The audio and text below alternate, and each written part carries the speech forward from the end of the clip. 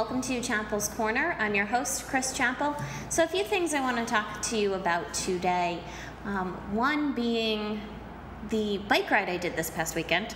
62 miles in 100-degree plus temperature in Massachusetts and New Hampshire. I just want to know who put hills in New Hampshire.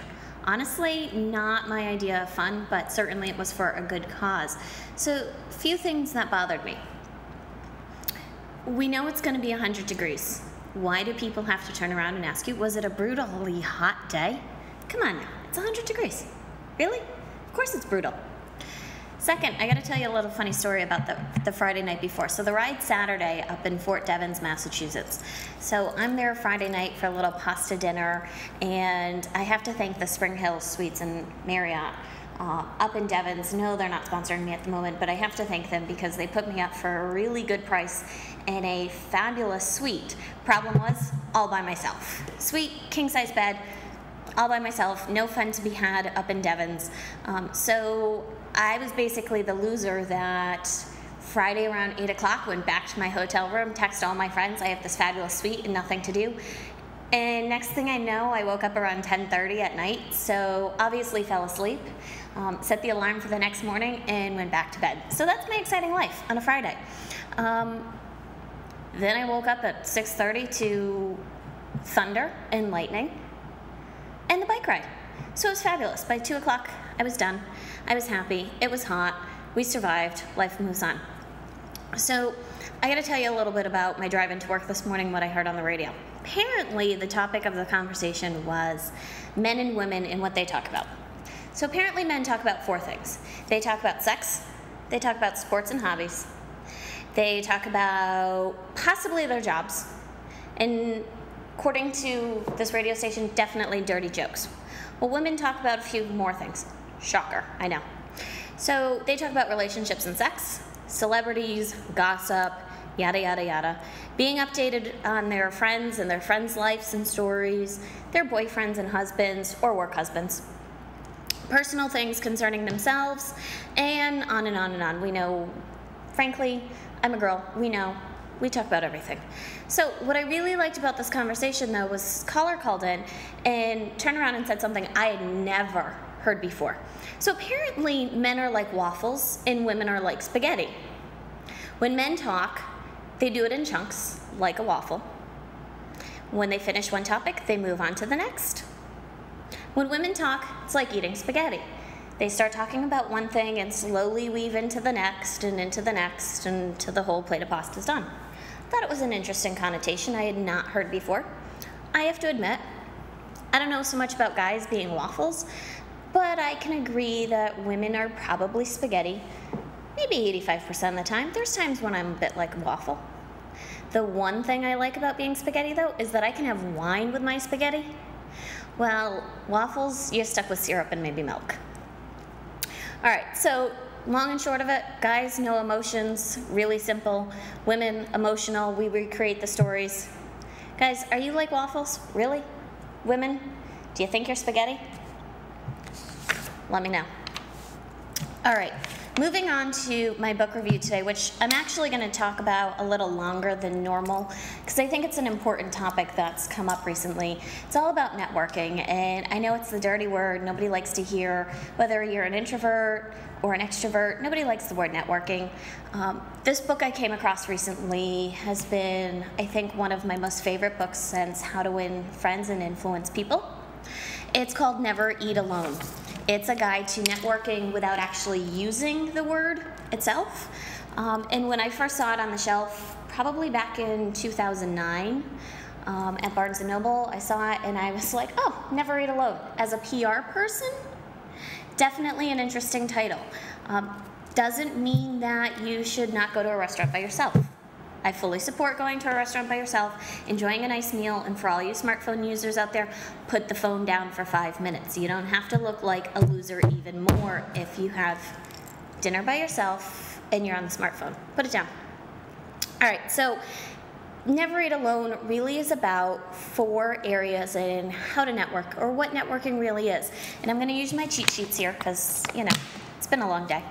So Section 1 talks about the mindset, and really with networking or any type of connecting, it's when you help others, they often help you. So success in any field, especially business, is about working with people. Real networking is finding ways to make other people more successful. It's not about making yourself successful, it's how you find ways to make somebody else successful. So think of this, instead of thinking, how can you help me when you meet somebody, think of, how can I help you?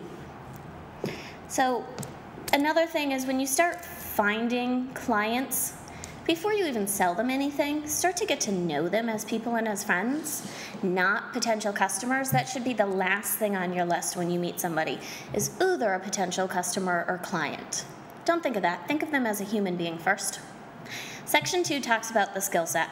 Basically, we're not born, whether you think we are or not, people who are good relationship builders and connectors.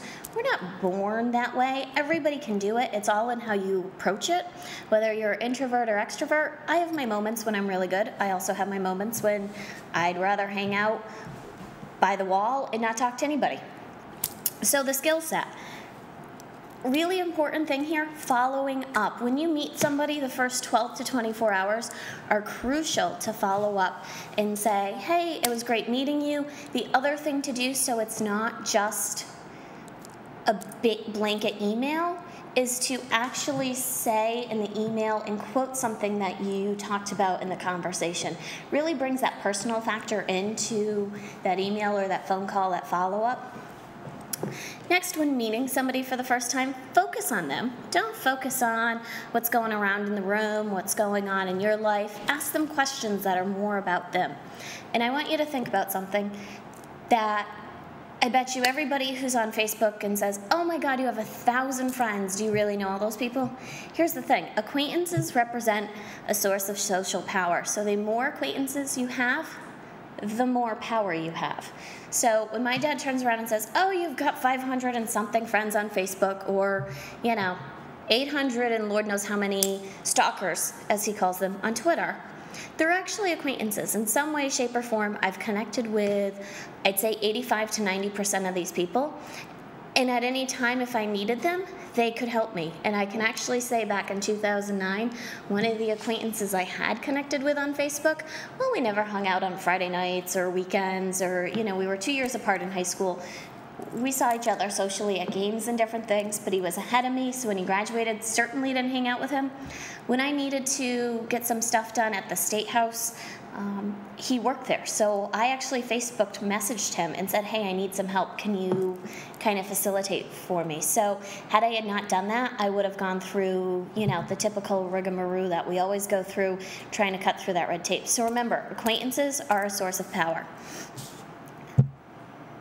I bet you didn't know that it takes 10 seconds for somebody to know whether they like you or not. And that's based on appearance, body language, facial expressions. So really focus and pay attention on what you're wearing. And I'm sure at some point in one of our fashion shows you'll hear about what's appropriate to wear and what's not. So focus on what you're wearing, but also don't be standing with your hands crossed. I know I do this often. It's just a comfort thing, but it really does look defensive. All right, so how do you turn your connections into people who can really help you and friends? You need to look at becoming indispensable in their lives. Start thinking about how you're going to make everybody around you successful. It's not about you, it's about everybody else. And becoming indispensable is really the real power, because people know that they can count on you and go to you for anything and everything, whether it's for advice or for any type of work that they need done or for help. They know that they can count and depend on you. So one of my favorite quotes by Dale Carnegie, which happens to show up in this book, is, you can be more successful in 2 months by becoming really interested in other people's success than you can in 2 years of trying to get other people in your own interested in your own success. So think about that. 2 months successful if you're focused on other people, 2 years successful if you're only focused on yourself. And remember that 80% of building and maintaining relationships is just staying in touch. So how often are you staying in touch? Said a little earlier that those 12 to 24 hours of meeting somebody is important, but really once a month you should be following up with them. Quarterly maybe, if they're not a very important contact or a very important future contact, and maybe twice a year if they're kind of on that cold call list. But certainly you need to be paying attention and staying in contact with these folks. And last, section 4, trading up and giving back. Basically, it's what it says. You're trading up, meaning you're moving up the ladder. How are you giving back? So you switch from becoming the mentee to becoming the mentor. So really look at how you're helping other people shape and mold themselves into what people have shaped and molded you into. There's no better way to learn something and become an expert at it than to have to teach it. So remember that. All right, so the long and short of never eat alone. Don't be a Rolodex person. I really like this one. We all like to get business cards, whether it's the actual business card nowadays or if you're using an app on your smartphone. We all like business cards, but don't become the Rolodex person and collect them, but don't connect. Follow up, connect, stay connected. In other words, ping them. Ping them every once a month, every couple of weeks, quarterly, twice a year, whatever it is, ping those contacts on a regular basis. When you go to an event, focus on meeting one person. Don't focus on meeting the entire room.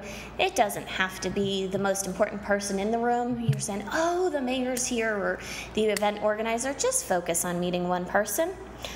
Follow up within 24 hours, the latest of meeting somebody. Success truly is not an individual process. It takes a team. And lastly, careers don't last, but relationships do. So honestly, when you're looking at meeting new friends, think about connecting, not networking. Thinking about how you can help them, and in the future, how they can help you. Remember, careers don't last, relationships do. All right, that's it for Chapell's Corner in this week's episode. I promise next week we will have my serial dater friend from work. She couldn't make it tonight, so we've had to reschedule. So I do promise that she will be here next week. She's already on the agenda, and we will see you soon. Oh, and again, pants today. Okay. See ya. Bye.